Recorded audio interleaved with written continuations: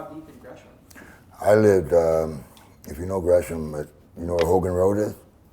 It's right off Hogan Road. There's a school called Dexter McCarty. I live right by there. I lived right by. For a number of years, I worked out in the numbers out in 122nd and Holgate. So, just, Oh, 122nd Holgate? Yeah. actually, no, Halsey. Oh, okay. So I'm ready, and we are rolling. Is this out of the way here? Yes. Yes. So just make sure that everything looks fine. Yep. It's still recording sound because we take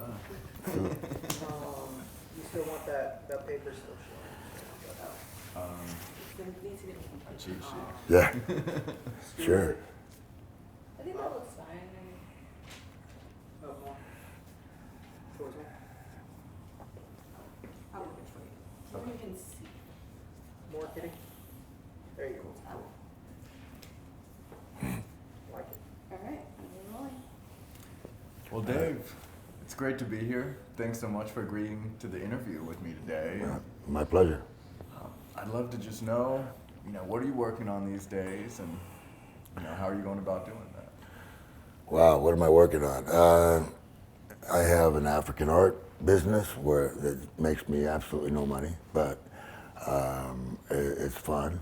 And what I'm more into than anything is trying to help others find their way, like I have in life. So there's a lot of little organizations, like I was telling you earlier about Constructing Hope, teaches people the trades, and I get really excited about it because that learning the trade was the beginning of the Dave Skilly Bread story. Yeah. And, I'd love to hear a little bit about how you're helping people find that and your thoughts on how to do that best. Well, for me, I had to hit a bottom in prison. It was my fourth time. And when I hit that bottom, and I really had nowhere to go but up, I waved the white flag, asked for help. I got medication, and then, because I had depression, the medication helped me, but just the idea. Hold on, can you stop saying? I got these teeth because I'm supposed to be getting implants. These are temporaries. I put them in, and they're not working. They're making me really have a hard time talking. Okay. So are we all right? Okay. Let's go. Why don't you ask me that question again or something? We'll get it straight. Yeah, maybe just stepping back, why is education and training important in prison? Well, yeah, for me, that was the beginning for me. I didn't believe in myself. I was suicidal. I was at the end of my rope. I hit a bottom, and for me, it took medication to begin with to keep, to help me not go down those negative paths in my mind. So that was depression medication. But about the same time, I was given the opportunity to go into a vocational education program, and it was computer-aided drafting, but it could have been anything. Within a couple weeks of being in the program, I realized I was onto something. I was changing, and I was looking at a different outcome. And that drafting program became my source of freedom, I became mentally free, and that was an amazing thing to have in prison. I'd never been mentally free before, and here I was locked up. But I was on my way somewhere, and I was enjoying every minute of it. That's what I couldn't believe. Wow, that's incredible. Yeah. The concept of mental freedom. Yes, and you know what? There's been times since then that I've lost that mental freedom, but that is a great thing to discover when you discover how to be free wherever you're at. And you can be happy wherever you're at, and you can be successful wherever you're at. And what's behind that? Is that hope? Is that believing in a future, feeling you can be good at something? Yeah, What was that? a little bit of all that, you know. The hope comes from knowing that things can be different, that you're not a victim, you know, you are now, you have no excuses, you have nobody to blame for your situation. Now you're taking matters into your own hands. And what a great feeling it is to know that you are in charge. And from that point on, you become a stronger and courageous person. Do you think you would be where you are today if you didn't do any of these vocational or training programs? No, not at all. In fact, something had to give. I had to learn something. I had to have some sort of education to change my life. It was part of the overall program of changing, transforming. I had to realize that I didn't need methamphetamine to be happy. That was a big deal. So actually the medication in that sense was the beginning, because I was a positive, happy person waiting to happen. But you had to get rid of this ingredient of negativity. And the medication gave me the opportunity to slowly change and climb out of that negativity. And the education program came along about the same time. And the combination of those two things made me a dynamo. I was kicking ass in prison. Yeah. What does that mean, kicking ass in prison? I couldn't get up. I'd get up in the morning and I would go to school and I'd be on the computer and creating, designing things, you know. I would design this table, but once I learned how to make this table, I'd figure out how to make it better. And so the same, you know, those things, that's an amazing feeling. You know, you can change things. You can change your life the same way. And so I was doing it all at once. And, you know, it was great to be in tune with the universe. Yeah. That's how it was. And so I spent the last few years in prison drafting and having a blast until they put me into a drug program. I didn't want to go to the drug program, but my mind was, I was like, okay, I got to do this, so I'm going to make the most of it. Well, the drafting certainly came in handy because it made me realize that no matter what I'm going to do, I'm going to give it my best and probably be okay at it, be good at it. So the same things that I learned in drafting, I was able to take to the street with me. I wanted to be a drafter. I thought, well, I'll be a drafter and see where that takes me, you know. But that's not what happened. I had an opportunity to work with my family, and I created Dave's Killer Bread using the same principles. Were there any baking programs on the inside? There's people baking. I mean, most prisons have like a bakery, and you know, kitchens and bakeries. I never really got off on the baking that much. I didn't really want to be a baker. But being a product designer, on the other hand, is a different thing. And that was my opportunity, was baking. So I got out, my brother and I discussed, you know, we got to make bread. We got to beat, it's like, I'm David and they're Goliath. You know, there's these big bakeries out there, and they can crush you. The only thing you can beat them at is your passion and your, you know, your smallness gives you advantages, but you have to take advantage of those opportunities. And we were able to do that, get a head start before they got their hands on the recipes. And just to come back to this idea of rehabilitation, what would you say your philosophy is on education, training, and rehabilitation programs in prison? From the time that I had a moment in prison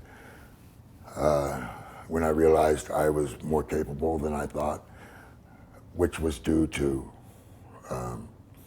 was due to a vocational training program, I realized that there had to be a lot more people that could benefit from that. And I never, in my mind, it was never going to be the government that was going to make it happen. The government kind of screws stuff up. And people, also, I didn't feel like the taxpayers necessarily would want to pay for it. I kind of thought we need to somehow get more education in the prisons. And we need to give it to the people who are ready for it. It could really change things. Yeah. And, you know, about 50% of people don't have access to education and training programs. Some of the latest statistics show in prison. Yeah, I would guess it was more than that, but Yeah. it was worse than that, yeah. It wasn't, when I was in there wasn't a whole lot of opportunities. Yeah. What do you think states and the federal government could do differently, or the private sector differently, to get more opportunities into people? I really do think that it has to start with the private sector, and it has to start with passionate people who really want to make a difference. And so I feel like I don't really know the mechanism to do it. What I'm hearing is that you do have the mechanism, and you have that part figured out. My ideas are just that the more people are touched by programs like that, that have an opportunity and are ready for these programs and take advantage of them, each person each transformation is exponential. It makes a difference in so many ways. When somebody becomes transformed from a bad to a good person, it's like you're losing one negative force, you're gaining this amazingly positive force that changes the business that she works for, the business, the family, the community, the world. I mean, it's phenomenal. Look what I did. I went to work, I created bread. Look at all the people that benefited, all the employees. I'm one of them. I'm bread. Yeah. Well, there's the product itself, and then there's the people whose lives were changed because they did the work, but the opportunity was there. Yeah. Yeah. And that really goes to the power of entrepreneurship as well. Entrepreneurship is great, but not everybody's going to be an entrepreneur. And that's why we need those vocational training programs. I was happy before I was an entrepreneur. That's a good point. That's an important point. I was successful in my mind because I already was way better than I thought I was. And that was a great feeling. Yeah. Now, when we're looking at education and training programs in prison, it seems like there's kind of a spectrum that people think of what prison should do in society, between retribution on the one hand, more of a punishment philosophy, and rehabilitation. How do you think those two can best be squared? Accountability is a great word. A person who, now you need accountability. Definitely a person, for me, I can only kind of go by my experience. It's not the same for everyone, but for me,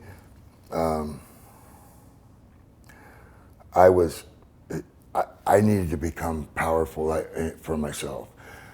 And that meant that, in my case, I had to suffer. I did. So I'm not one of these people who says people shouldn't have suffering. I do believe it's a powerful tool. Adversity is a powerful tool for change. Both my transformations I've had in my life that didn't involve drugs began with adversity. So I don't believe that people should be whipped and, punished severely, but they really need to have time to think about what they're doing. And I don't think that a person, when they first go to prison, is ready for a vocational training program. I think that they have to do a little bit of soul searching and such, and kind of go, man, I'm done with this, and I'm moving on to a different chapter. So I don't know exactly what should happen to people, but I'm all about tough love. an interesting perspective. Yeah. And in terms of education and training programs, do you think these should lead to specific certificates and degrees that can demonstrate this work? I think people look, an employer loves degrees, right?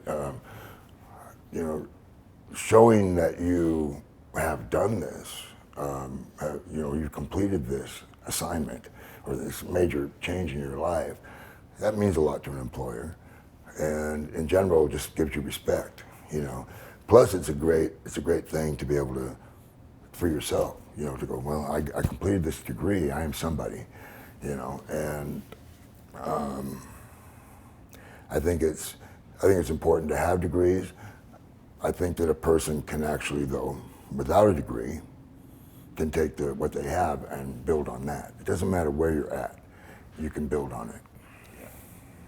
One of the ideas we've been considering with Nucleos is a learning transcript that can take the different education, vocational training programs and create a persistent record that can go from what you're doing on the inside to parole and probation, reentry, and to employment. And continue, it's like a continuum. Yeah. Do you think that's a good idea? Oh, yeah. I think that a person, you don't want to ever abandon somebody at any stage of the game. I think support by the organization, support by whoever is behind your helping you with your transformation is important. Your family is important. If you don't have family, it doesn't mean you can't do it. There's no excuse not to do it. You got to do it for yourself, right? But I think if Nucleus is providing that support along the way and finds a continuum toward that end goal, which is really not the end goal, but in a sense, it's the next stage, is getting that job. What advice would you share with people who are currently incarcerated? Well, I would say, I think it's very important for a person to have humility. Humility is not bowing down and being somebody's bitch. Humility, excuse me if that was bad, if that was poor choice of words, but that's the way they would say it. It's not being less than, it's actually being yourself. And being yourself is the best thing you can be. Once you find that person and you let it out and you become vulnerable, vulnerability is a huge deal, then you're vulnerable to opportunity. And that's what happened for me.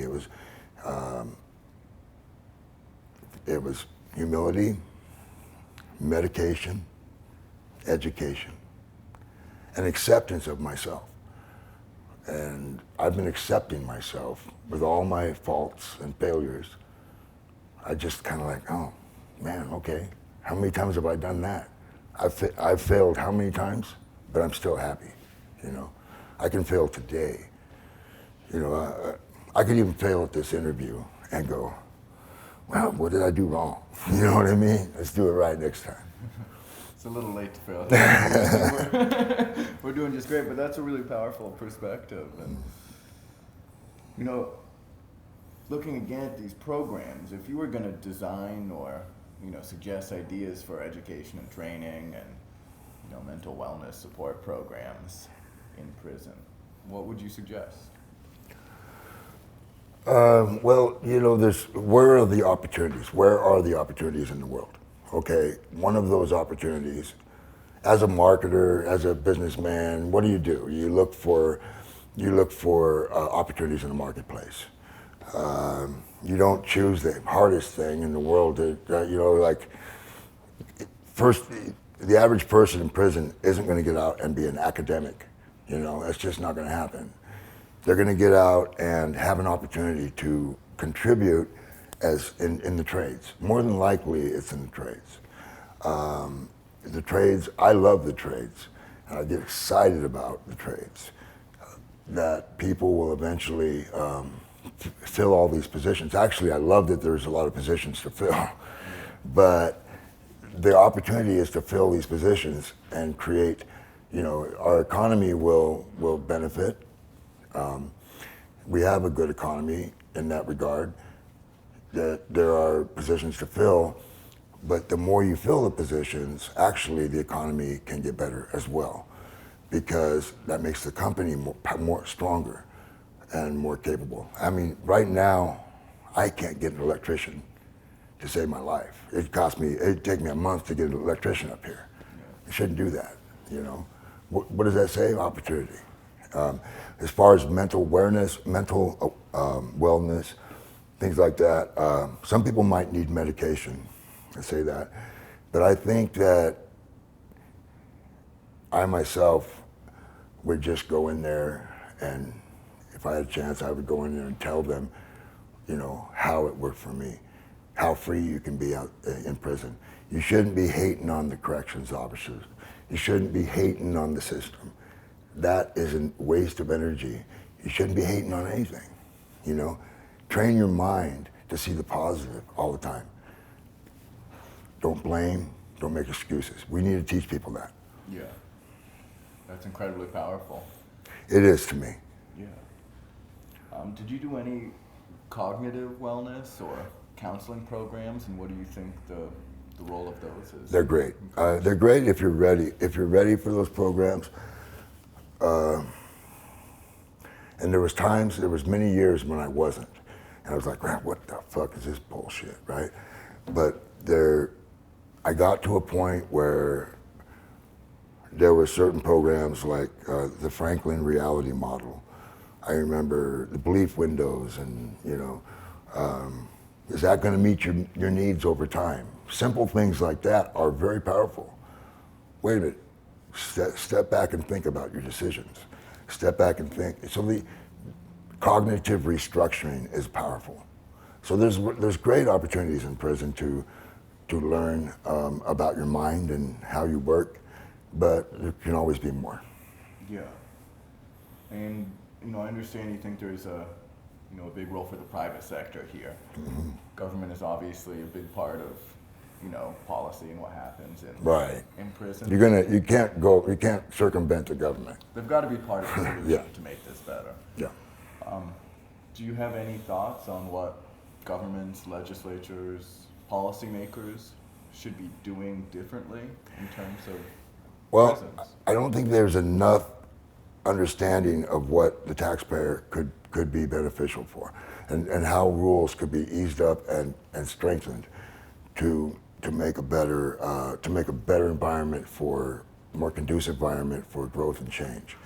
I think that should be the goal. You should look at that. People should look at, how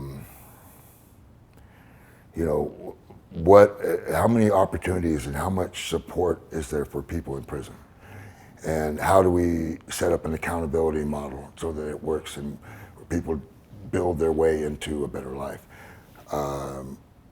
Legislation could help with that. Yeah. And what we're doing with Nucleus, we're bringing in more education and training and emotional and social wellness programs, both in person and digitally. Yeah. What do you think about the role of part in person, part digital solutions? I think it's great because the more in person you have is great, but honestly, in order to scale something, you probably need to take tools that are scalable. So digital is definitely, if they could let down their guard and let more digital opportunities in there with enough in-person activity to kind of guide that. I did most of my training on my own, even though there was a teacher. He was kind of hands off, and I just got an opportunity to just go as far as I could on the computer. Hey, it resulted in a better person. Yeah, that's a fascinating perspective. Back to what's happening in prisons. Have you seen a change over the years, and are prisons changing their mindset to realize they need more rehabilitation, or is I think so. Is it all talk? I think